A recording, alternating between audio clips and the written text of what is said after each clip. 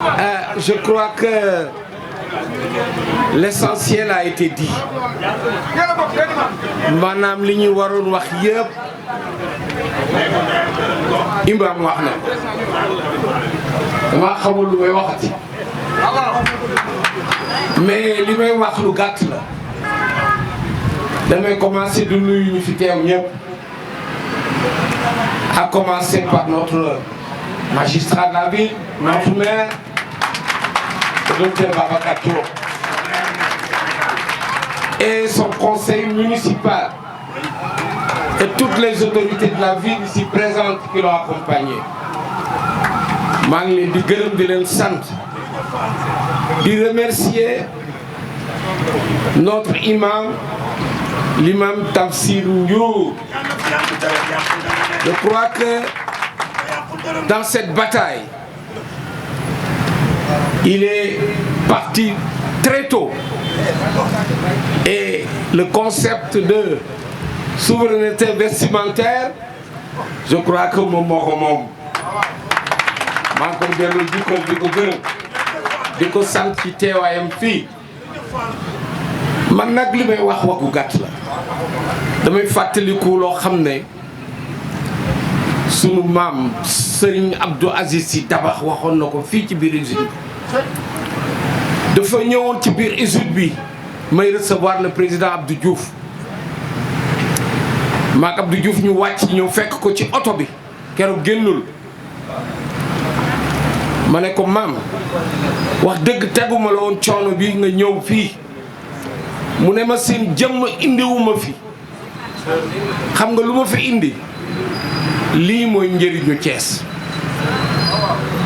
donc tàllal leen seen loxo ma ñaanal leen.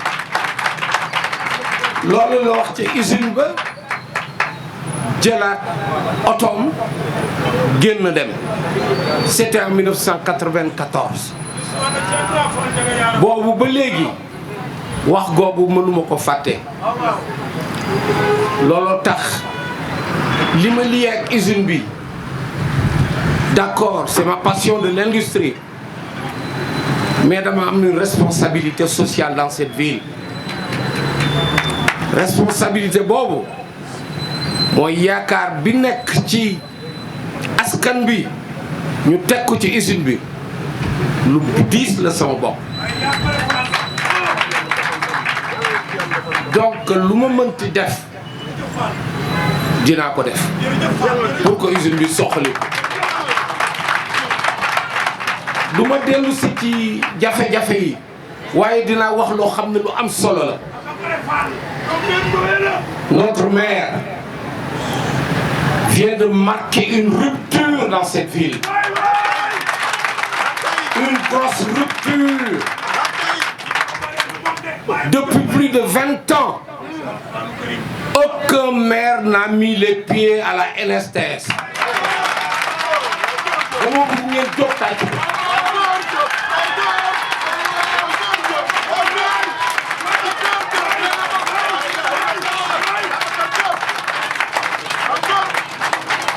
Je dis bien, aucun maire n'est venu me dire Monsieur Fall lakk naa mën a def pour de soxaliku. Monsieur Fall lan ngay daj ci jafe-jafe. Monsieur Fall naka la ñu mën a def pour yokk effectif bi. Personne, et vous êtes témoin. Il est là, il l'a fait. Monsieur le maire, merci. man waa Thiès xam nan ma de du ma waxantu de kenn xamuma ci waxu caaxaan lu am lay wax lu ma mën lay def. Monsieur Babacar Diop, maire de Thiès, je vous remercie du fond du cœur.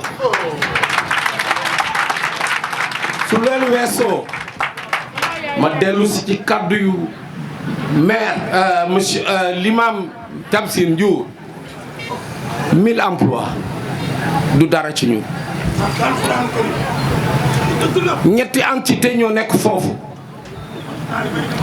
benn bi commencé en pleine capacité mën na yegg 200 personnes. NSS avec son tissage mën na yegg 400 personnes. Comaset avec tous les métiers qui dorment, les machines qui dorment, peut atteindre 400 personnes. Muy ñaata 200 plus 400 muy 1000. Je m'engage, si l'État règle le contentieux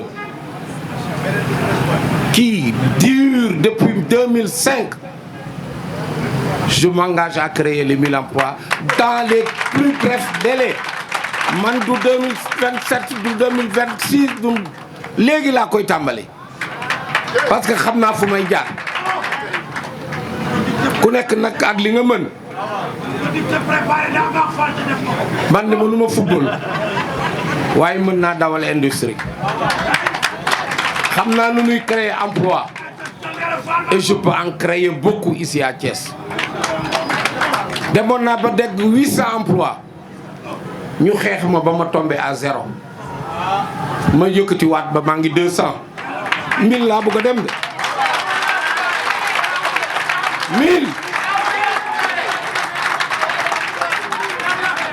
Je crois que ñun ñëpp, moi je le dis depuis plus de 30 ans, vous pouvez visiter tous mes écrits. Chômage bi atteindre na un niveau socialement insupportable. Image yi ñu gis fan yi autour des tribunaux, autour des centres d'accueil. Ku ko mënoon faj ko. Ñun nag nous avons l'obligation jéem pour faj ko pour jox xale yi liggéey. War naa maire bi tout à l'heure le registre qu'on a déposé à l'usine chez le gardien, on est à 4550 emplois de demandeurs d'emploi, en plus des demandes qui sont envoyées par courrier. Mais ñii ñoo doxal seen bopp ba buntu usine ñu jox leen numéro. Loolu nag dañ ci war a def ay jéego. Li ma oppose ak état bi ñëpp xam nañ ko. Dama yore woon ay usine état dugal ci 10 milliards ñu ñëw nangu usines yi bàyyi maag bor yi yóbbu machines yi. Donc yóbbu nañ usines ya bàyyi maag bor yi. ñu commettre expert bi génn benn montant pour racheter mes machines ma bañ ci montant boobu d'accord nu léegi nag li may ñaan autorité yi mooy ñu def arbitrage man ragaluma arbitrage benn rapport mi ngi fi samay état financier mi ngi fi certifié su état bi arbitré dëgg feeñ ñu jubbanti parce que dafa dëgg fi mu nekk suñu jubbantee rek ma dem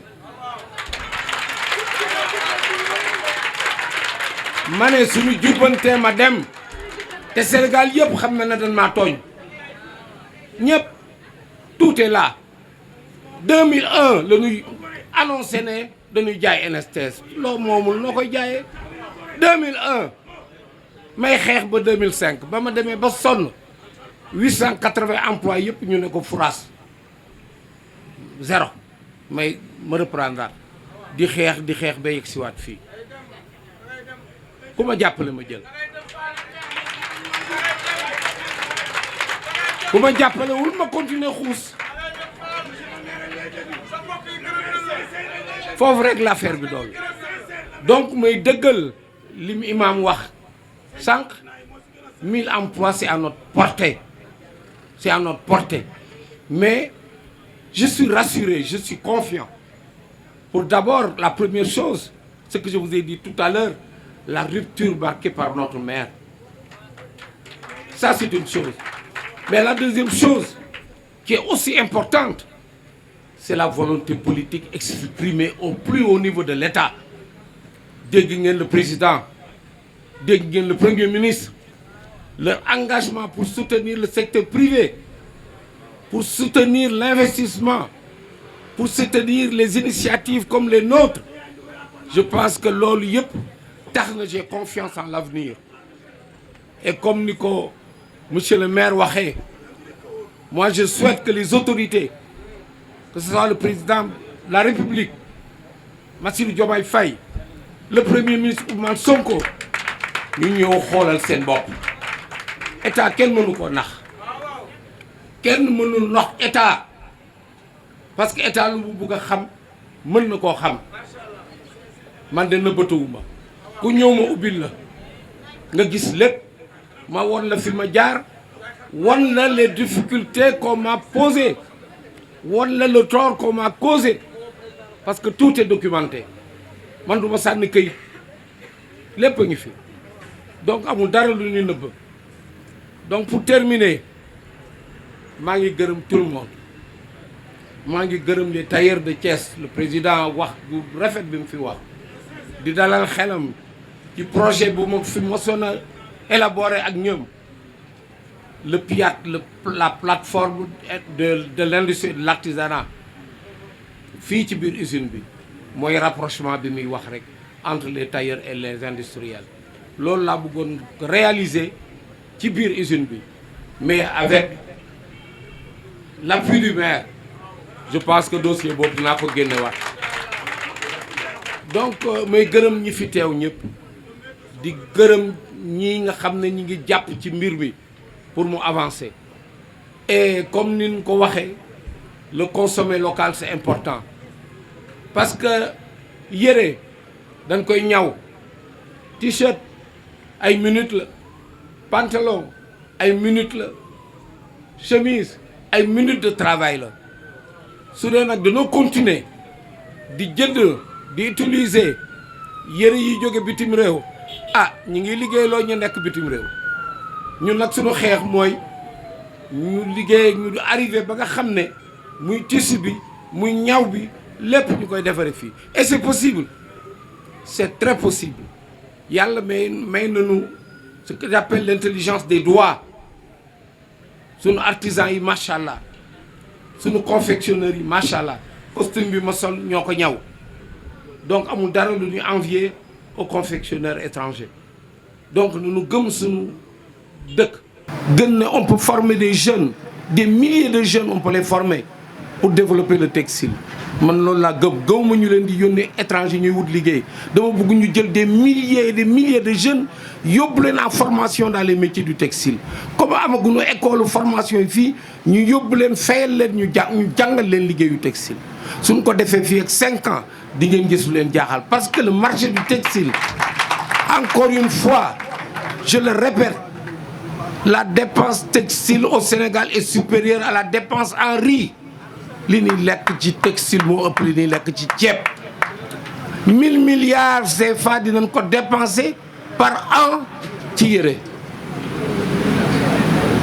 1000 milliards yooyu suñu jëloon 20% yi 20% yi rek suñ ko jëloon c'est vous vous rendez compte l'impact c'est 200 milliards déjà en moins sur le déficit donc dafa nekk loo xam ne ñun suñu bataille la war a nekk ñun ñëpp citoyens yi ñëpp war a engagé wu pour le consommer local produire local consommer local pour notre souveraineté et je crois qu'aujourd'hui nous avons des autorités qui veulent arriver à cette souveraineté qui veulent arriver à cette indépendance industrielle il faut que ñuy produire li ñu soxla il faut ñu toog fii Sénégal liggéey fii produire li sunu citoyens yi soxla en tout cas man c'est mon dernier mot maa ngi leen di gërëm di leen sant et di leen wax ne du ma tàyyi du ma sonn tant que yéen a ngi fii tant que travailleurs yaa ngi fii tant que yàlla may na ma gàttan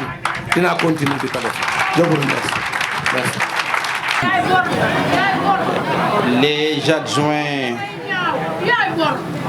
au maire yi nga xamante ni ñu ngi ci jataay bi may nuyu le délégué de quartier son représentant monsieur Khalifa Babacar Gaye may nuyu le président directeur général Ibrahima Macodou Fall directeur général bu NSTS may nuyu suñu wayjur suñu papa imam Tafsir Babacar Ndiour di ko nuyu bu baax di ko ziar di nuyu le personnel ONSTS à travers Mariama Diallo, du représentant du personnel. Nuyu l'association des tailleurs du Sénégal avec suma xarit Mamadou Seck ak le professeur Abdou Wade. Nuyu yeneen gan yi nga xamante ni yëpp ñu ngi fi teew. Am naa mbégte tey bi ma demee ci usine bi ma visité ma gis li doomu réew mi di doomu Thiès entreprendre di ko créer di ko impulser ci ay emploi mu nekk jamono boo xamante ni dafa am ay images yu triste yu wër Sénégal wër àdduna lu ko waral mooy wutum liggéey wut emploi pour mën a tedd teral say waajur. Donc moom laa doon wax léegi, l'emploi est l'actualité sociale de notre pays. Mais ndekete ñun ñu ngi dund ci problème, ndekete solution mi ngi ci suñuy tànk ca mënuñu ko gis. Et vous voyez la panne de l'imagination, la panne de l'esprit dans notre pays. Ñi ngi ci problème di wuti ay problème ci biti, ñi ngi tiim solution bi ci suñuy tànk te ñun amuñu bët yu mën a gis solution boobu ci biir tànk. Le capitaine d'industrie qui vous dit je m'engage ici et maintenant prêt à porter 1000 emplois. 1000 emplois prêts à porter. Loolu la wax 1000 emplois. di ay xale yu góor ak ay xale yu jigéen.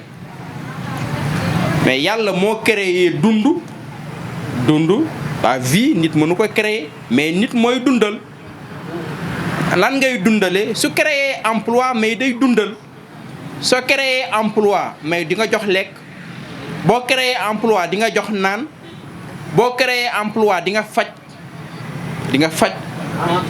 Boo créer emploi di nga ko jox àq di nga ko jox ay droit. Et le PDG Ibrahima Macodou Fall est une fierté thiessoise. Et notre fierté, Monsieur Ibrahima Macodou Fall, est une fierté nationale.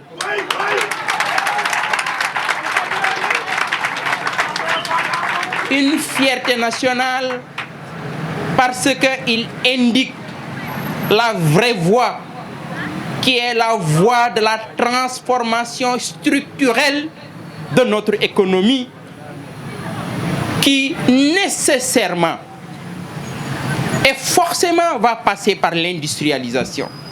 Voilà un homme qui très tôt, mais bon, c'est toujours le malheur des gens qui comprennent très tôt. Le malheur des gens qui ont compris très tôt. Oui, pourtant il a indiqué. Non seulement il a indiqué, il a investi. Il s'est engagé à former, à prendre en charge, à employer la jeunesse de notre ville, la jeunesse de notre pays. Donc, l'emploi à travers le tissage, la création, la confection. Mais c'est un monde immense de possibilités qui s'offre à nous. Et en plus, ce que l'imam a dit tout à l'heure, oui, parce que j'ai dit que le concept dominant de la politique au Sénégal aujourd'hui, c'est la souveraineté. La souveraineté, oui, il y a la souveraineté vestimentaire, comme l'a dit l'imam tout à l'heure. Regardez nos militaires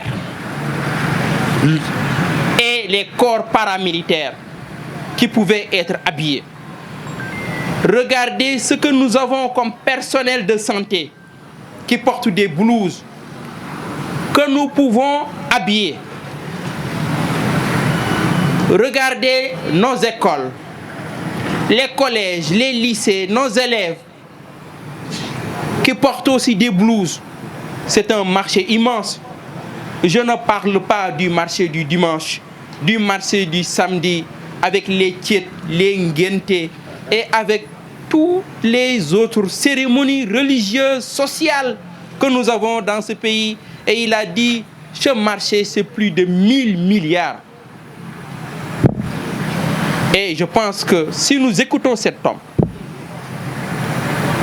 si nous soutenons cet homme, si le gouvernement de la République du Sénégal, si son Excellence, le président de la République, Bassirou Diomaye Faye, écoute cet homme, s'il soutient cet homme pourra constituer une solution par rapport aux problèmes que rencontre notre jeunesse. Et c'est pourquoi, solennellement, en tant que maire de la ville de Thiès, je lance un appel à Monsieur le Président de la République du Sénégal à soutenir Monsieur Ibrahima Macodou Fall. Je lance un appel au gouvernement, au ministre de l'Industrie, à venir visiter donc l'industrie de Monsieur Ibrahima Macodou Fall. Ibrahima Macodou, man maire de Thiès, man maa lay gërëm. da nga ni da ngay gërëm maire bi, mais maire bi moo lay gërëm, waa Thiès ñoo lay gërëm. waa Thiès ndax ñun lii la ñu bëgg, ay doomu Thiès yu diiñ, ay doomu Thiès yu ñu am fierté wane leen ci seen jëf, ci seen liggéey, ci seen xarañte, ci seen bëgg liggéey, ci seen bëgg réew mi. Patriotisme waaw baat la bu yaatu ci réew mi, waaye am na patriotisme boo xam ni wax waaye am na patriotisme boo xam dañ koy dunde, boroom da koy dunde, nekkul ci média mais day dunde moom patriotisme am ci liggéeyam, ci bëgg réewam, ci ñime jël ay engagement pour réewam, ci ñime jël ay risque pour réewam. yow PDG, yow ci patriote yooyu nga bokk, ca ñooñu ñooy les vrais patriotes. Et ma jël engagement personnel en tant que maire, porter le plaidoyer, nekk ambassadeur NSTS ici et ailleurs.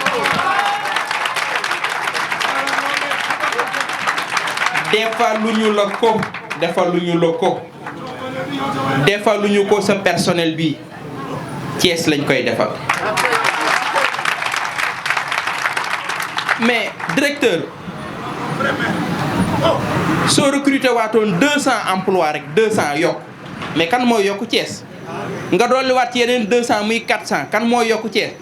mais Thiès boo leen génneloon tey ci doomu Thiès yi, ñi nekk ci Jakarta yi, ñi nga xamante ni dañu am ay emploi précaire, et li ma ci gën a neex mu ni ma ay CDI la am, ay CDI.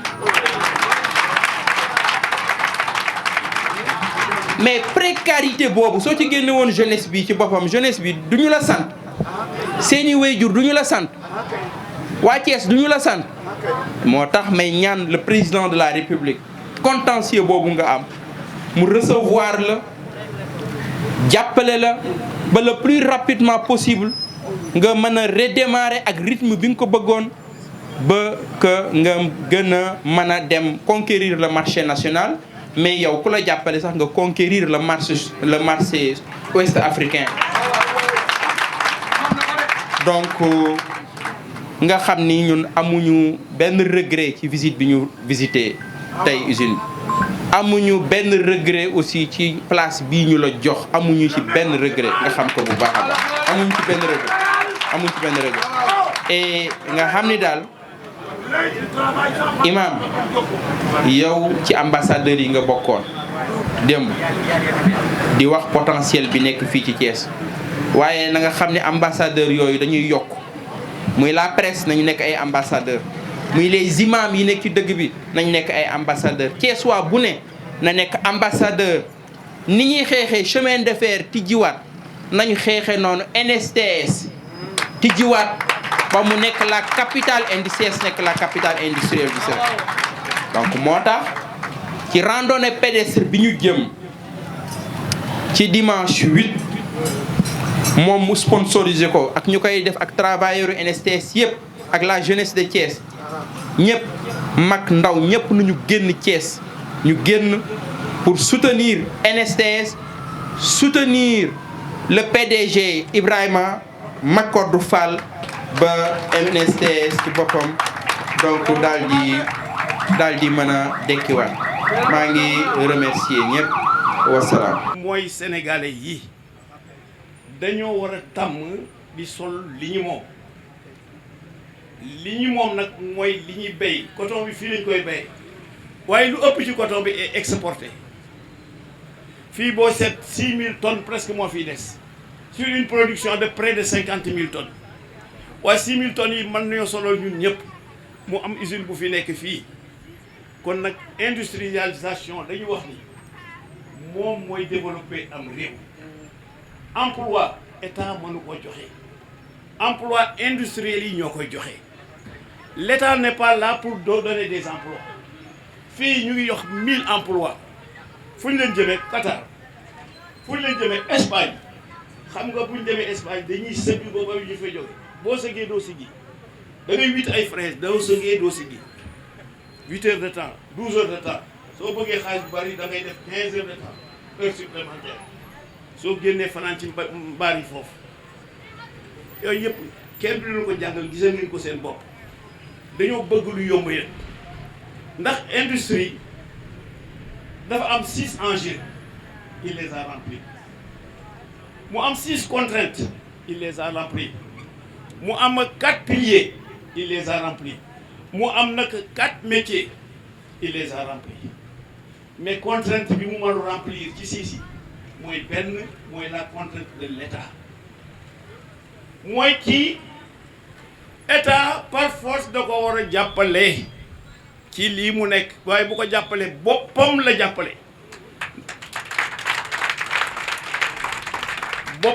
jàppale ndax ni muy jàppale boppam mooy il y a l'obligation de trouver du travail à ses enfants mais par le privé par le public fonctionnaire la mën a créer su ko passé du créer leneen état ne doit pas faire des bénéfices ci nit ñi déedéet day orienter nit ñi ñu liggéey moom nag ci loolu la nekk depuis longtemps depuis Abdou Diouf est venu ici 4 fois mais pourquoi c'est pour l'encourager pour dire aux Sénégalais de faire comme lui d'investir moo tax nous prions instamment sans le président de la République à faire la visite que nous avons faite tout à l'heure. Nous insistons à ce que le Premier ministre vienne ici visiter ce que nous avons vu tout à l'heure. Il n'y a aucun doute. Suñ ci tegee seen bët ils réagiront. Mais nous, Thiessois aussi, nous devons être en bloc. Un seul bloc pour la promotion de cette industrie. Nous dañ cee war a jàpp ni ñu ci jàppe mooy nañ ko xamle kon la presse locale la presse nationale et internationale voilà un sujet sur qui on peut débattre. Vous avez de la tâche. Monsieur Sey, ça c'est votre tâche. La vulgarisation de cette usine-là.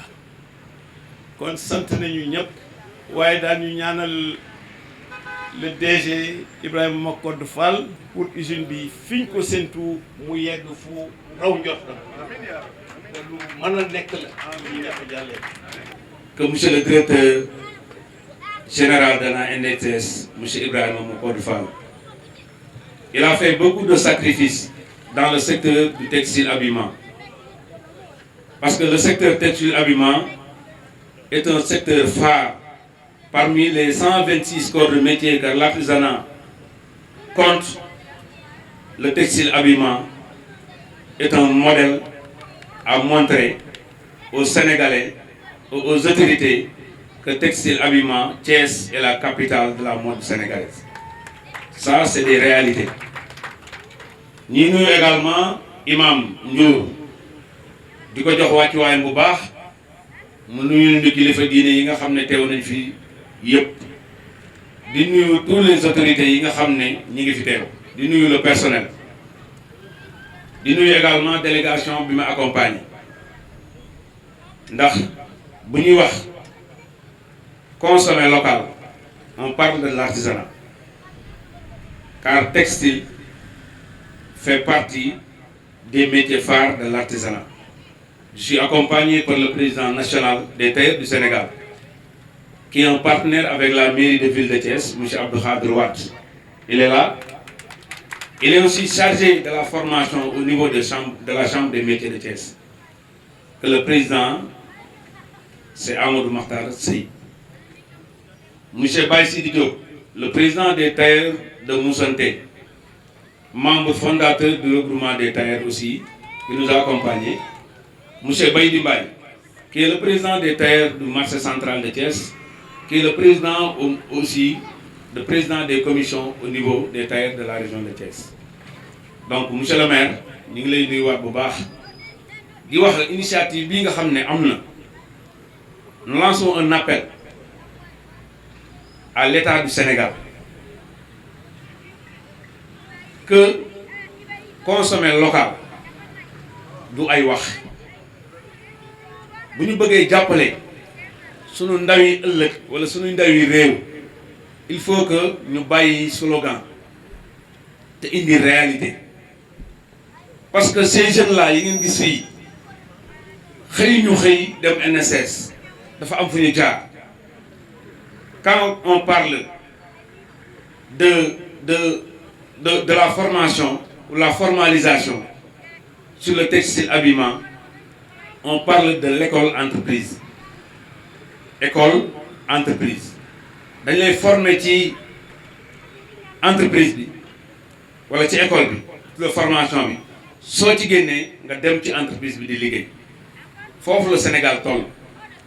Je crois que ces jeunes là dañ leen former ci ay entreprises yi nga xam ne ñoo nekk différents ateliers yi nekk ci Thiès ba ñu am benn notion wala benn culture xam savoir faire ñu jël leen yóbbu leen ci Ibrahima Codé Fall mu embauché leen parce que nous on forme des jeunes on ne peut pas recruter parce qu'on n'a pas de moyens pour recruter ces jeunes là. Si on a quelqu'un comme Ibrahima Codé Fall, comme monsieur le maire Babacar Diop, tant d'autres qui puissent recruter ces jeunes là, dañuy wax ni Sénégal day jëm kanam.